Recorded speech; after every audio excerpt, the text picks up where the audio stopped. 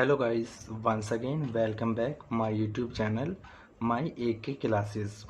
Guys, आज मैं आपके सामने क्लास 10th NCERT जो आपकी बुक है पोइट्री की, उसमें से लेसन नंबर 1 जो आपकी पोयम है लेसन नंबर 1 की डस्ट ऑफ सिनो, जो कि पोइट रॉबर्ट फ्रॉस्ट के द्वारा लिखी गई है, वो आज सामने लेकर आया हूँ। तो गाइस, जो हमारी पोयम है डस्ट ऑफ सिनो, इसमें आज हम इस वीडियो में दो टॉपिक सीखने जा रहे हैं। एक सेंट्रल आइडिया और second stanza based question answers. तो गाइस, स्टार्ट करते हैं central idea.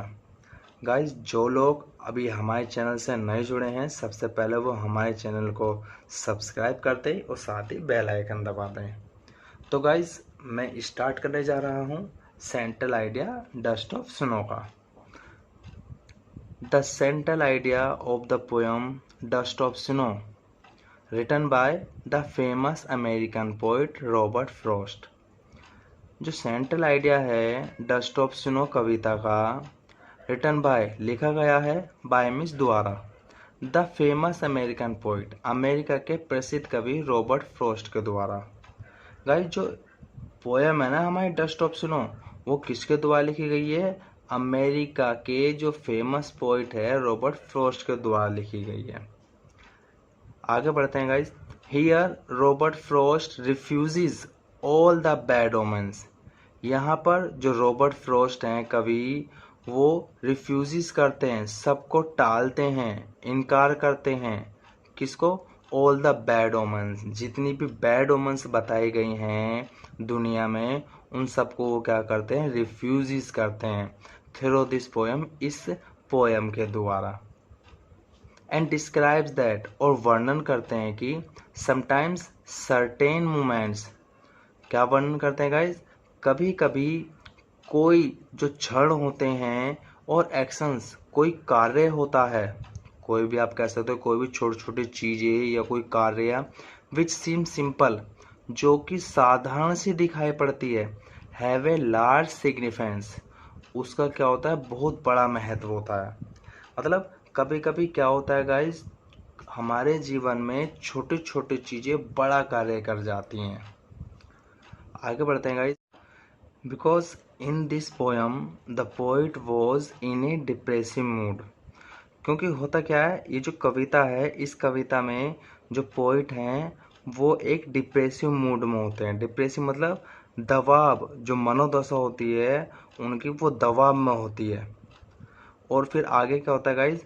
From a hemlock tree, hemlock tree मतलब धतूरे का पेड़, धतूरे के पेड़ से एक crow shakes of the dust of snow, एक जो कौवा होता है शेक्स ऑफ हिलाता है, जो हेमलॉक ट्री होता है उसको हिलाता है, और जैसे ही वो उस पेड़ को हिलाता है, द डस्ट ऑफ स्नो, जो बर्फ के जो महीन कण होते हैं, ऑन द पोइट, वो कवि के ऊपर गिर जाते हैं। जैसे कभी डिप्रेसिव मूड में है और वो चलता है, तो क्या होता है, हेमलॉक ट्री से क्या होता है, जो बर्फ के जो महीन कण होते हैं वो एक कौवे के द्वारा उस कवि पर गिर जाते हैं। फिर आगे क्या होता है guys? The snow change the poets mood, और जो बर्फ जो होती है वह बदल देती है द पोइट्स मूड, कवि के मनोदशा को। एंड मेक्स हिम हैप्पी, और उनको क्या कर देती है? खुश कर देती है। बर्फ गिरने से पहले जो कवि का जो मूड था वो कैसा था गाइस? डिप्रेसिव में था, दबाव में था। लेकिन जैसे ही उनके ऊपर बर्फ गिरी एक कौवे के द्वारा हेमलॉक ट्री से, उनका जो मूड होता है वो चेंज हो जाता है और वो क्या हो जाते हैं? खुश हो जाते हैं। He has wasted a part of his day regretting, कवि ने वेस्टेड नष्ट कर दिया है, बेकार कर दिया है, ए पार्ट एक भाग, ऑफ हिज डे अपने दिन का, रिग्रेटिंग, रिग्रेटिंग मतलब परेशान होकर। बट लेकिन नाउ अब with the change of mood, जैसे ही उनकी जो मनोदशा बदली है, ही वांट्स टू यूटिलाइज, वह चाहते हैं to utilise the rest of the day, जो बचा हुआ दिन है उसको अच्छा व्यतीत करना चाहते हैं। यूटिलाइज मतलब गाइस अच्छा व्यतीत करना। तो गाइस, यहाँ पे इस सेंट्रल आइडिया के द्वारा कवि ने बहुत सुंदर तरीके से बताया गया है, कभी कभी जो बैड ओमेंस होते हैं, जो छोटी चीज़ होती हैं, उनके द्वारा भी अच्छे कार्य हो जाते हैं। तो गाइस मुझे उम्मीद है आपको ये जो सेंट्रल आइडिया वो अच्छे से समझ में आया होगा। और गाइस अब हम आगे बढ़ते हैं स्टैंजा बेस्ड क्वेश्चन आंसर्स पर।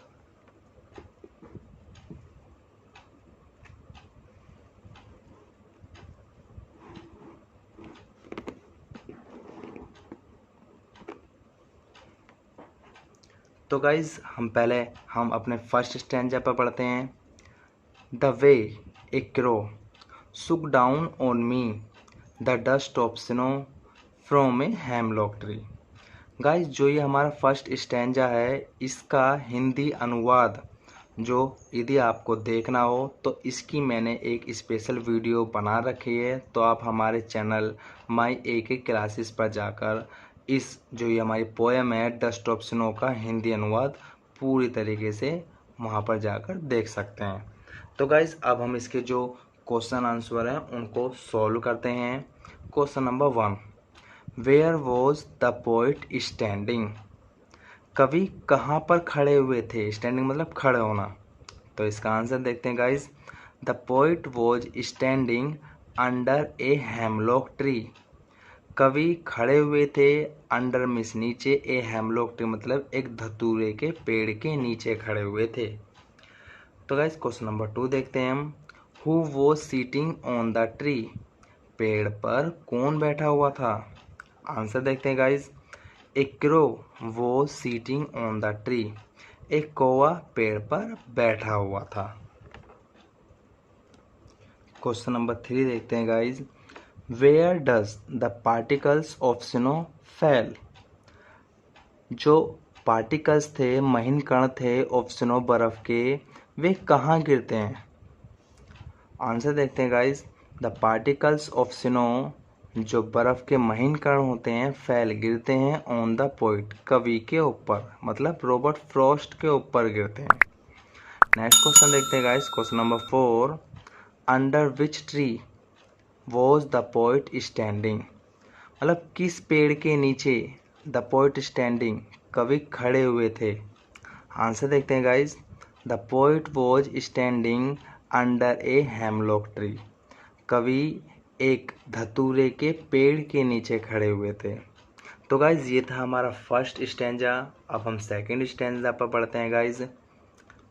Has given my heart a change of mood and saved some part of a day I had rude.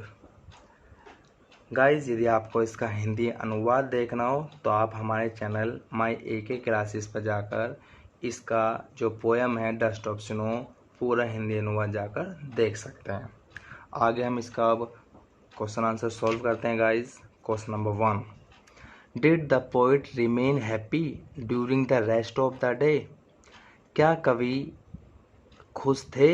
Remain मतलब खुश रहे थे during the rest of the day, जो बाकी का बचा हुआ दिन था उस दौरान वो खुश थे। इसका आंसर देखते हैं गाइज। यस, हाँ, द पोइट रिमेन हैप्पी। कवि खुश रहे थे during the rest of the day, जो बचा हुआ दिन था उस दौरान वो खुश थे। क्वेश्चन नंबर 2 देखते हैं guys. Which particles did the crow shake down. कौन से महीन कणों को जो क्रो कौवा था शेक डाउन उसने हिलाकर नीचे गिराए। आंसर देखते हैं गाइज। द क्रो सुक डाउन द स्नोज पार्टिकल्स। कौवे ने सुक डाउन हिलाकर नीचे गिराए द स्नोज पार्टिकल्स बर्फ के महीन कणों को, क्योंकि वो बर्फ के महीन कणों को तो नीचे गिराता है गाइज, यानी हेमलॉक ट्री से। क्वेश्चन नंबर 3 देखते हैं guys. By whom the poem dust of snow is composed by. जो पोएम है डस्ट ऑफ स्नो वो किसके द्वारा कंपोस्ट की गई है। आंसर देखते हैं guys. The poem dust of snow is composed by Robert Frost. जो पोएम है डस्ट ऑफ स्नो वो किसके द्वारा कंपोस्ट की गई है। By Robert Frost. वो रॉबर्ट फ्रॉस्ट के द्वारा कंपोस्ट की गई है। नेक्स्ट एंड लास्ट क्वेश्चन देखते हैं guys. Here I stands for the. यहाँ पर जो आई ये आई है वो किसके लिए बताया गया है। यहाँ पे ऑप्शन दे रखे हैं हमारे लिए 4। ए ट्री के लिए बताया गया है, बी क्रो के लिए बताया गया है, सी पोइट के लिए बताया गया है, या फिर डी स्नो के लिए बताया गया है। तो हमें एक चॉइस करना है, तो यहाँ पे इसका आंसर गाइस सी है। ये जो वर्ड आई यूज़ किया गया है वो हमें पोइट के लिए यूज़ किया गया है। तो गाइस ये थे स्टैंजा बेस्ड क्वेश्चन आंसर।